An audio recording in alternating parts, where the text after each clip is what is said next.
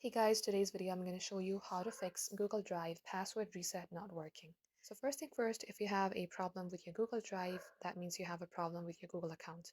You have to recover it as soon as possible. For that, head over to your browser. At the top search bar, type in Google Account Recovery.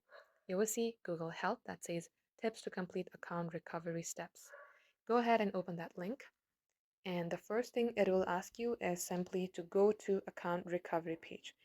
So tap onto it. And likewise in here, you have to type in the phone number or email address that is associated with your Google Drive and select Next. The next page, it will find you your account, and all you have to do is follow the on-screen prompt.